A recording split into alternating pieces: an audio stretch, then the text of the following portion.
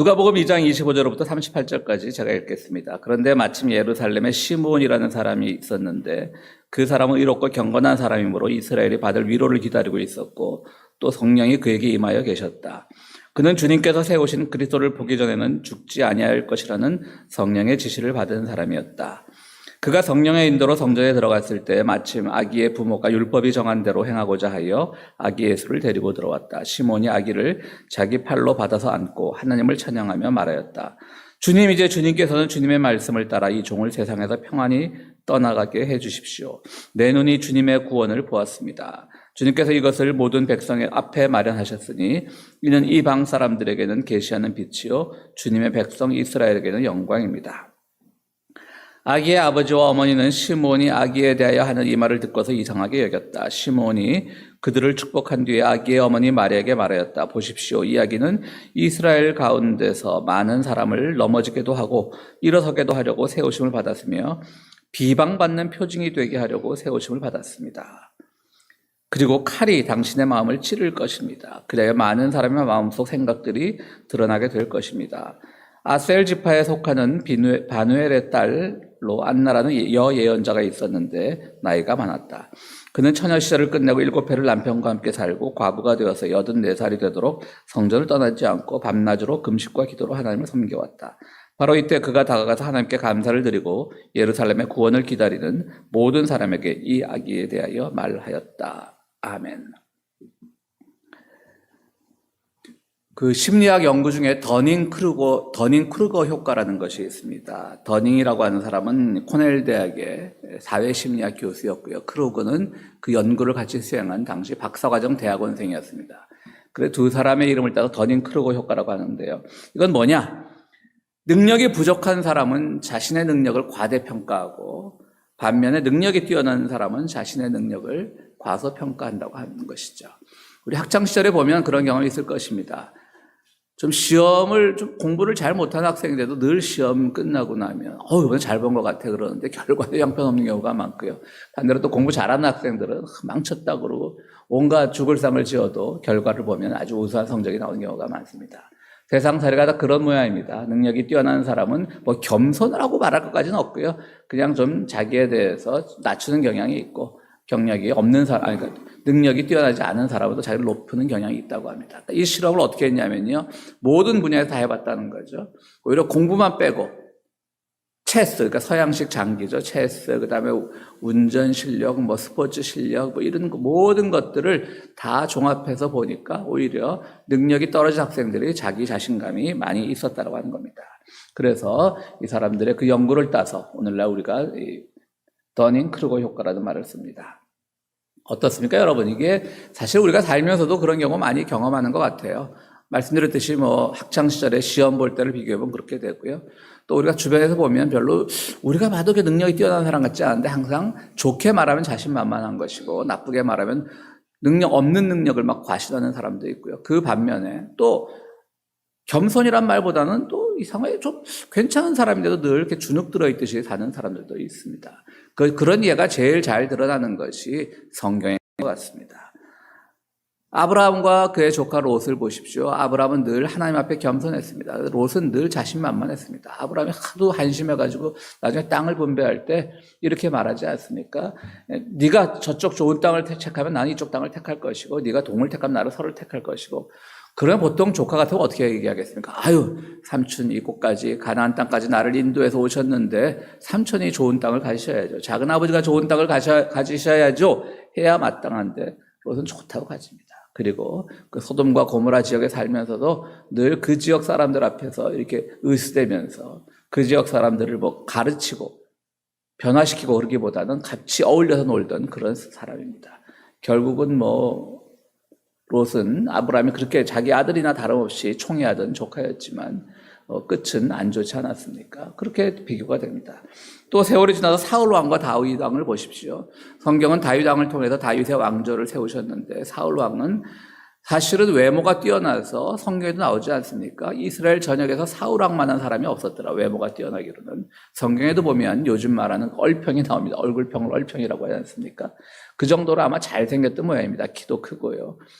그렇기 때문에 그는 모든 만면에 자신만만해서 나중에는 사무엘 예언자가 오지 않자 그 자신이 예언자의 행세를 하면서 직접 제사를 집례하다가 사무엘로부터 또 하나님으로부터 큰 질책을 받지 않습니까? 그래서 너는 너의 왕정은 끝이다. 다윗에게 넘어갈 것이다라는 질책을 받았습니다. 반면 다윗 왕은 어쨌든 이스라엘의 통일 왕국을 세우고 큰 공을 세운 사람이지만 늘 하나님 앞에 겸손했죠.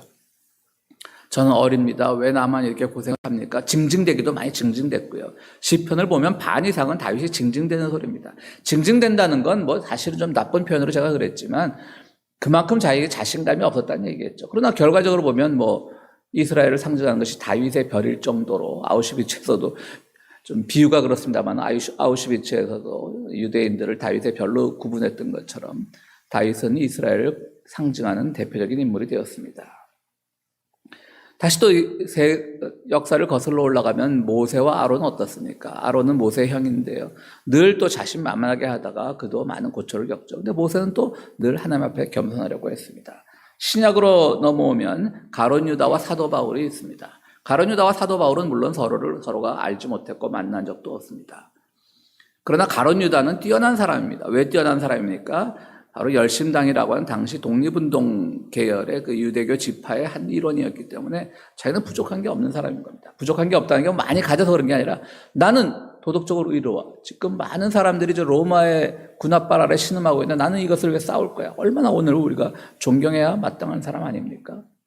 근데 그 자신감이 지나치다 보니까 결국 자기가 뜻한 바만이 옳다고 생각해서 예수를 자기들의 정치적 메시아로 생각했다가 그것이 먹히지 않으니까 예수를 팔아넘기지 않습니까? 반대로 사도 바울은 오히려 그 반대로 예수 무리를 핍박하던 사람이었지만 나중에는 오히려 그야말로 우리의 기독교라고 하는 종교가 예수의 종교가 사도 바울을 통해서 널리 퍼져나가는 계기가 되었는데 그도 보면 나는 그야말로 모든 것을 배설물로 여기고 정말 약자 중에 약자고 끝물 중에 끝물이고 그런 표현을 많이 쓰지 않습니까? 어쨌든 이렇게 보면 성경에서도 이런 것들이 정말 더닝크루그 효과가 잘 나타나는 것 같습니다. 그렇지 않은 사람들도 물론 있습니다. 세례 요한은 주님 앞에서 나는 주님의 신발끈도 맬 자격이 없는 사람이라고 겸손했고요.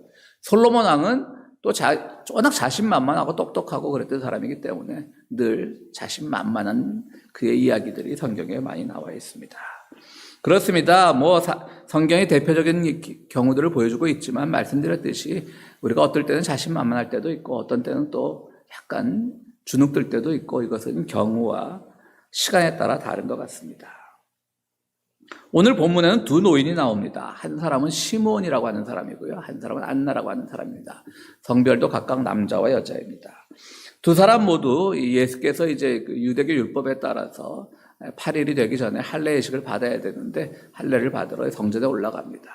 그러자 갑자기 시므온이 아기 예수를 보고 막 찬양을 하기 시작합니다. 왜냐하면 이 사람은 정말 우리가를 구원할 메시아가 우리가 기다리고 있던 우리의 지도자가 언제쯤 나타날지 반드시 내가 죽기 전에 나타나야 된다. 그래서 난 죽지도 않겠다 다짐하고 있던 사람인데 어린 아기 겨우 이제 8일 된 아기가 올라오는 것을 보고 아기에 대한 찬양을 아주 계속 이어갑니다. 그런데 여러분 오늘 우리 본문에서 읽었듯이 찬양을 보십시오. 좋은 말만 있는 거 아닙니다. 오히려 마리아를 향해서 당신의 가슴에 칼을 찌를 것입니다. 그러니까 마리아가 아들이 먼저 죽는 것을 보고 얼마나 가슴이 찢어졌습니까? 그리고 그는 많은 사람들에게 욕을 먹을 것입니다. 왜 욕을 먹습니까? 옳은 일을 했기 때문에 욕을 먹는 겁니다. 사실은 예수가. 예수님도 늘 그렇잖아요. 칭찬받는 거를 즐겨하지 말고 칭찬하는 사람들을 조심하라고 하지 않습니까? 우리가 누군가 너 잘해 할 때 그때가 제일 위험할 때입니다. 바로 시몬은 그걸 봤습니다. 우리가 흔히 생각해 보십시오. 누가 얼굴에 어린아이가 얼굴에 빛이 나. 그래서 이 아기를 막 축복하고 싶고 얘는 뭔가 해도 할래야. 그럼 우리가 축복의 말만 하죠. 그런데 시몬의 예언이 정확하다고 하는 것은 예수의 갈 길을 다 보여줬다는 겁니다. 그러니까 고통을 당하고 비난을 당하고 욕을 먹고 그 때문에 당신의 가슴은 칼에 찔린 것 같을 것이고 그렇게 합니다. 그리고 좀 이따 안나라는 또 여예언자를 만납니다. 근데 여예언자의 그 기도문은 성경에 나오지 않지만 그는 아기를 보고 아기 예수를 보고 이 아이가 뛰어날 것을 생각하고 끊임없이 아기에 대해서 얘기를 하고 다닙니다. 이 두 예언자가 남과 두 예언자가 바로 예수의 모습을 어릴 때부터 알아본 사람입니다. 그러나 이 사람들은 어떤 사람입니까? 사실 어떻게 보면 이스라엘의 주류층에 있던 사람이었습니다. 그들은 자기들이 최고인 줄 알았던 사람입니다. 그런데 기다려도 오지 않았습니다. 그러자 이들은 바로 예수를 통해서 자신의 모습을 발견한 겁니다. 근데 여러분 생각해 보십시오. 이 사람 두 사람 다 노인입니다. 가장 약할 때입니다. 신체적으로 가장 약할 때 예수를 만났습니다.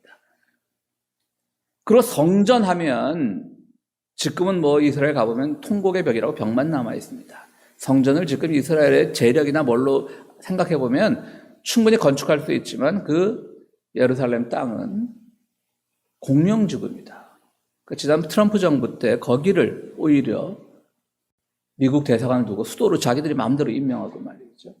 그것은 전쟁을 불러일으키는 아주 파렴치한 짓입니다. 그러니까 성전을 지을래야 지을 수도 없어요. 지금 이스라엘 이렇게 유대인들이 돈이 많아도요. 그러니까 통곡의 벽만 남아 있어요. 가보면 아직도 그 사람들이 그 벽돌 사이로 자기의 기도문들 같은 걸 집어넣고 막 기도하는 사람들을 봅니다.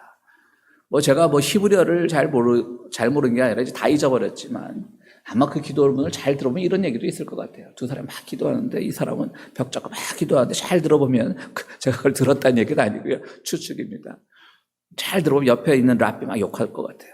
제 벌 주세요. 이쪽 사람도 막 제 벌 주세요. 제 나쁜 애야. 제가 좀 과장되게 얘기는 했지만, 그래, 통곡의 벽으로 그들은 자기들만이 최선의 민족이라고 생각하고 있습니다. 그나마 지금은 옳건 그르건 간에 어쨌든 그들이 세계 곳곳에 유대인이란 공동체를 마련해 놓고 그만큼 또 재력도 따르기 때문에 자신만만하겠지만 지금 이 시기에, 예수가 왔을 시기에 그 성전이라는 거는요, 아무것도 아닌 거예요. 화려함은 있었죠. 왜냐하면 헤롯이 와서 그때 성전을 짓고 있었거든요. 헤롯 대왕이. 다시 재건축 공사를 했죠. 왕궁 재건축도 하고. 근데 결국 서기 70년에 다 무너지지 않습니까, 성전이. 그러니까 그때 로마 사람들이 보기에는 사실 별거 아닌 거예요. 사실 이태리를 여행해 보신 분들은 알겠지만 그 크기가 어마어마하지 않습니까? 근데 그 예루살렘에 있는 그 성전이라는 게 아름다워봤죠. 얼마나 아름다웠겠습니까? 그러니까 로마 군인들이 보면 속된 말로 가짜났던 거죠. 그러니까 이스라엘 사람들은 우리 성전인 거야. 우리 선택받은 민족인 거야. 그러니까 아무도 알아주지 않는데 자기들만 위대하다고 느꼈던 거죠. 그러니까 이 두 노인은 노인이어서 늘 육신적으로 약해지기도 했고 성전에서 평생을 기도하며 살아왔지만 누가 알아줘요? 아무것도 안 알아줘요. 아무도 안 알아줘요. 조롱거리죠. 종교는 어떻습니까? 당시 유대교는 잘 아시다시피 4개의 파로 나눠져 있지 않습니까? 성경에 보면 바리새파가 나오지 않습니까? 가장 율법적인 사람들이죠. 사두개파가 있습니다. 이들도 율법적이긴 하지만 조금 정치 권력과 결탁했습니다. 그래서 산헤드린이라고 하는 그런 유대인의 요즘 말로 국회가 되는 거죠, 당시. 그 국회 권력을 사두개파가 다 쥐고 있었습니다. 지금도 이번에 우리가 이스라엘 정치를 보면 네탄야후가 대통령인가 수상이 됐는데 지금도 그 종교 정당이 굉장히 많습니다. 자기 혼자서 못 되었기 때문에 내각 책임자이기 때문에 연정을 했죠. 연정을 했는데 그 연정의 가장 큰 파트너가 누구예요? 굉장히 극우 정당입니다. 극우. 그 사람은 그들의 도움을 받아 연립 정부를 세웠기 때문에 계속 팔레스타인에 대해서 그렇게 아주 악랄한 짓을 하고 있는 겁니다. 그러니까 이 이스라엘 사람들은 종교를 떠날 수가 없는 거예요. 그러니까 종교도 근데 이미 예수님 때부터 갈려져 있었어요. 바리새파, 사두개파, 그다음 열심당, 가룟 유다가 있던 열심당. 그나마 독립운동을 하겠다라고 하는 요즘 한국말로 진보당이나 민중당 이 정도 되겠죠. 그 다음에 하나가 이제 에세네파라고 하는 그 파가 있었습니다. 에세네파는 성경에 나오지 않습니다. 에세네파가. 근데 이제 추측해보면 예수님이 왜 이제 세례를 받으시고 광야에 40일 동안 금식하시면서 마귀의 이제 시험을 받지 않습니까? 그런데 그 마귀의 시험이라는 것이 사실은 진짜 마귀가 아니라 에세네파의 어떤 죄였을 것이다라고 추정하는 성서학자들도 있습니다. 그러니까 에세네파는 신비주의자로서 그 사회 쪽에 동굴 속에 사는 거예요. 그리고 이 스킨헤드족이에요. 그러니까 수행을 하다 보니까 머리가 길면 귀찮겠죠. 근데 수행만 하고 신비주의적이지만 그 신비주의적인 사람들이 뭐냐면 겁이 없는 거죠. 그러니까 어떻게 보면 열심당은 서로 정보를 교환하고 숨어서 독립운동하고 이러는데 이 사람들은 겁이 없어요. 야, 우리 로마 물리치자 라고 하면 다 죽음을 무릅쓰고 다 뛰어들 사람이에요. 그렇기 때문에 그들이 예수에게 우리의 지도자가 되어달라고 했던 것이 바로 성경에 나오는 마귀의 유혹으로 표현됐다라고 분석하는 학자들도 있습니다. 어쨌든 그 네 파가 갈려가지고 바리새파, 사두개파, 에세네파, 열심당이 나뉘고 맨날 싸워요. 자, 이 안에서 강한 것이 뭐가 있습니까? 아무것도 없습니다. 자기들만 강하다고 생각합니다. 그러나 다 약해서 빠졌습니다. 성전은 누구도 알아주지 않는, 오죽하면 이제 장사판이 돼서 예수님 나중에 성인이 되신 다음에 성전을 한번 뒤집지 않습니까? 그 30년 전에 아기 했을 때는 별다를 있었겠습니까? 똑같았겠죠. 성전은 성전대로, 이들의 시몬과 안나의 나이는 나이대로, 종교는 종교대로 다 지금 무너지기 일보 직전인데 자신들만이 선택받은 민족이라고 이 잘난 체하고 있는 이 와중에 아기 예수가 딱 나타났는데 시몬과 안나가 훌륭했던 점은 바로 그 순간 아차 싶었던 거죠. 내가 이때까지 헛걸 믿어왔구나. 내가 보았던 것이 아무것도 아니구나. 우리 이스라엘이 앞으로 살아갈 방법, 그리고 나중에 지나가 보면 전 세계인이 구원을 받을 방법은 이 아기 예수의 나약함을 통해서 우리가 새로운 세상을 보는 것이고 새로운 가능성을 보는 것이구나 라고 하는 것을 깨달았다는 점에서 시몬과 안나가 훌륭한 겁니다. 둘 다 주르려면 주릅니다. 성전에 사는 사람들 얼마나, 자주 말씀드리지만 우리 교회는 그런 얘기가 없지만 교회에서 가장 무섭고 가장 문제 일으키는 사람들이 누굽니까? 매일 새벽 기도하는 사람들, 교회 나와가지고 매일 철학 기도하는 사람들. 그 권세는요 아무도 갈지 못해요. 근데 그 사람들이 항상 문제 일으키죠. 마찬가지인 겁니다. 그런데 이 시몬과 안나는 바로 그 순간 그들이 믿어왔던, 우리가 최고라고 하는, 우리 선민이라고 하는, 이 성전이 최고라고 하는, 우리 유대교가 최고라고 하는 그 순간 그것을 금방 고치고 깨닫고 새로운 가능성을 봤다는 점에서 훌륭하다는 겁니다. 결국 그들의 기도처럼 예수는 결국 성장해서 오늘날 그분 자체는 죽으셨다가 부활하셨지만 결국은 사도 바울을 통해서든지 오늘날 우리가 믿는 종교의 시원이 되었습니다. 바로 시몬과 안나가 그것을 너무나 제대로 잘 본 것입니다. 우리 성경에서는 그렇기 때문에 우리가 이 더닝크루거 효과를 굳이 성경적으로 분석을 하자면 우리는 약하지만, 사실은 내가 강하다고 생각하는 것이 아니라 약하지만 예수 안에서 강해지는 겁니다. 시몬과 안나는 그걸 알았던 겁니다. 내가 그동안 유대교인이기 때문에, 선택받은 민족이기 때문에, 누가 그들을 선택받은 민족이라고 인정해줘요? 세상 사람들아 조롱하지. 그동안 얼마나 많은 나라들이 이스라엘을 밟고 지나갔어요. 아시리아, 바빌론, 시리아, 헬라, 로마, 그들은 뿔뿔이 흩어져 있다가 겨우 20세기 들어가지고 강대국들이 그들이 불쌍해서가 아니라 그 땅의 주변에 있는 나라들의 그 석유가 탐나서 우리랑 비슷한, 유대교지만 기독교랑 비슷한 종교 나라를 하나 세워야 되겠다고 하는 그 순전히 정치적인 목적에 의해서 그것이 세워졌던 것이, 그것이 오늘날까지도 이렇게 문제를 일으키는 거 아닙니까? 심지어는 이디오피아에 세우려고 했어요. 근데 그것도 참 재밌죠. 이디오피아 왜 남의 땅에 가서 지들이 세우고 말고 해요. 연합국들이 이디오피아에 세우려고도 했습니다. 왜냐하면 그 땅에 팔레스타인들이 이미 2000년 동안 자리 잡고 살고 있었기 때문에. 아니요, 2000년도 아니죠. 이스라엘이 떠난 다음 2000년이죠. 그 전에부터 살아왔기 때문이죠. 그렇습니다. 그렇기 때문에 우리는 예수 안에서 강해지는 거예요. 바로 성경에 나오지 않습니까? 예수 안에서 능치 못할 일이 없다는 것은 뭐냐면 예수 안에서 강해지자는 거예요. 우린 약한 게 맞아요. 약한데 이 더닝크루거 효과처럼 막 강하다고 착각하는 게 아니라 강해질 수 있어요. 왜냐하면 예수 안에서 강해지는 거예요. 예수 안에서 강해진다는 게 뭡니까? 바로 예수의 삶을 본받는 거예요. 예수 안에서. 우리 요한복음에도 나오지 않습니까? 내가 너희 안에 있고 너희가 내 안에 있다라고 하는 것은 바로 서로가 안에 있어주는 존재가 되는 거예요. 예수가 내 안에 있는 거예요. 또 내가 예수 안에 있는 거예요. 그래서 강해지는 거예요. 어떻게 강해집니까? 예수의 정신을 따르는 거예요. 예수가 언제 남의 나라를 침략하라고 했습니까? 예수가 언제 가난한 자들을 핍박하라고 했습니까? 예수가 언제 힘 있는 자들 편에서 따라다니면서 그들의 의견에 동조하라고 했습니까? 그런 적 한 적 없습니다. 예수는 낮아졌고 약한 사람이었습니다. 바로 그것이 우리가 성경을 제대로 이해하는 것이죠. 그런데 오늘날 예수 안에서 능치 못할 일이 없으려고 말하는 사람들의 대부분은 세상의 권세도 가지고 싶어하고 예수를 마치 무당집의 부적처럼 예수를 통해서 힘을 가지고 싶고 돈을 가지고 싶고 권력을 가지고 싶고 그런 걸 보게 되는 겁니다.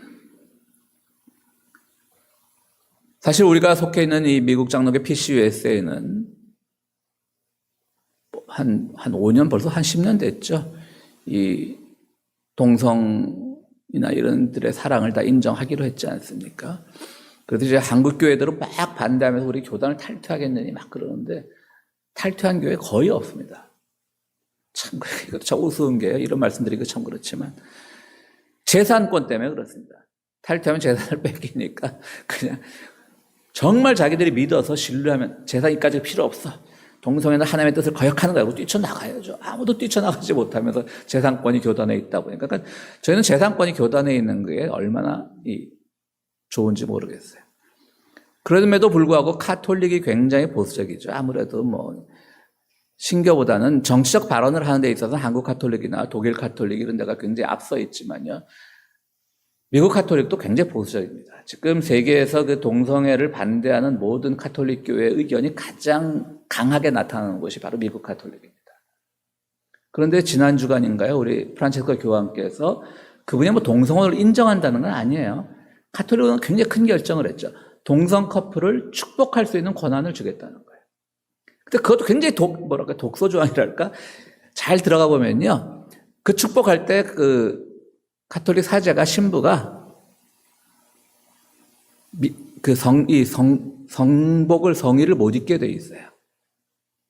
그러니까 사복 입고 양복 입고 신부가 너희 동성 커플이구나 축복한다 기도할 수 있지 미사의 하나로는 하지 못한다는 거예요. 그래도 저 굉장히 발전이라고 보고요. 카톨릭이 또 카톨릭은 굉장히 많잖아요. 그러니까 발전이라고 보고 그나마 좀 뭐 고육지책으로 한 거라고 보는데 많은 댓글들이 달립니다. 제가 본 압권의 댓글이 뭔지 아세요? 교황님 성경 좀 읽으세요. 성경에 어디 뭐 동성애 찬성한다는 얘기 어디 있어요? 그러니까 교황이 얼마나 여러분들 이 카톨릭 교황은요 굉장히 신학적으로 깊이가 있는 사람들입니다. 그 사람 보고 성경 좀 읽으라는 거예요. 그게 바로 오늘날 한국의 대부분은 개신교인들이 달았겠죠. 개신교인들 나는 성경 다 알아. 뭘 합니까 성경을. 성경이라는 것이 신학이라는 것이 얼마나 복잡하고 어려운 학문인데 다 알아. 그래 교황한테까지 막 큰 소리 치는 거예요. 성경 좀 읽으세요 교황님. 어디 감히 축복을 합니까 동성애자들을. 그것도 제대로 보면 성경 그냥 신문도 제대로 안 읽은 사람이죠. 자세히 보면 미사복 입고 못하게 돼 있고 그런 건데 말이죠. 그런 것처럼 우리는 예수 안에서 강해진다라고 하는 건 예수가 물론 성경만 뭐 굳이 구절만 쭉 따지고 보면 뭐 동성애뿐 아니라 부자들을 옹호하는 것 같은 얘기들도 있지만 그 전체 정신 예수의 정신으로 보자면 그것이야말로 가장 모두를 사랑하고 사랑의 방법 때문에 차별받는 사람이 없어야 되고 가진 것이 없기 때문에 학대받는 사람이 없어야 된다는 게 기본적으로 예수의 정신이고요. 사랑의 정신이에요.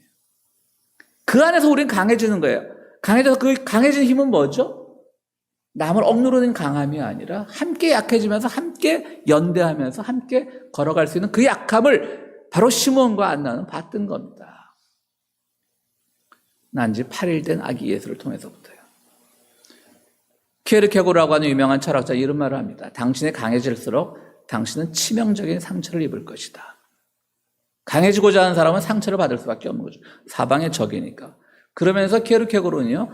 그럴수록 우리는 가장 상처 안 받는 방법은 무조건 항복해라라고 얘기합니다. 그것이 전략이나 전술 차원에서 보면 비겁하잖아요. 항복하라니. 근데 키에르케고르는 누구에게 항복하냐라고 하면 너 자신에게 항복하라고 말합니다. 너 안에는 가장 큰 적은 바로 너 자신이기 때문에 너 자신에게 항복할 때 우리는 상처받지 않는다는 거예요. 자기를 다 버리라는 거예요. 비우라는 거예요. 그러니까 내가 커지고 강해지고 싶은 욕구는 있을 때마다 바로 그건 자기 의지가 한쪽의 마음이 자꾸 너 커져야 돼, 유명해져야 돼, 권력 가져야 돼, 돈 많이 벌어야 돼 막 이런 걸 요구받을 때마다 바로 그와 싸워서 그에게 항복해서 더 이상 그거를 나는 필요 없어. 너의 의지는 필요 없어. 나는 오직 정말 키에르케고르는 그 말을 하지 않았지만 나는 오직 주님에게 의탁할 거야 라는 마음을 가질 때 우리는 더없이 강해지죠. 아니, 돈 있는 사람보다 돈 없이 강한 사람이 얼마나 강한 사람입니까? 권력 있는 사람보다 권력 없이도 얼마든지 세상의 자유함을 누릴 수 있는 사람이 얼마나 강한 사람입니까? 오늘 성탄절날 우리에게 주는 메시지는요, 이 두 나이든 분들이 우리에게 가르쳐 준 것은 그렇다. 내가 이때까지 믿어왔던 것은 다 헛것이었다. 이제 이 작은 나약함을 통해서 바로 우리 유대도 다시, 이스라엘도 다시 살아날 것이고, 이 성전이라고 하는 것도 허물어질 것이고, 그리고 종교라고 하는 것도 사실은 다 제도 종교도 무너질 것이고, 우리 마음에 순수함만이 남아서 가장 강함을 발휘할 것이다. 이것을 시므온과 안나는 봤던 것이고요. 그것을 오늘 우리들에게 전해주고 있는 것입니다. 사랑하는 성도 여러분, 성탄절은 우리 모두 약해지는 날입니다. 그러나 그것이 바로 예수 안에서 강해지는 날입니다. 바로 그 강해짐을 통해서 우리가 세상의 강자들처럼 권력과 재력을 누리는 것이 아니라 바로 그 강해짐을 통해서 더 많은 사랑을 나누고 더 많은 연민을 나누고 더 많은 나눔을 나눌 때 우리의 강함은 진정 그리스도께서 바라시는 강함이 될 것입니다. 오늘 약하기 때문에 강한 여러분들에게 아기 예수의 축복이 항상 가득하기를 간절히 바랍니다.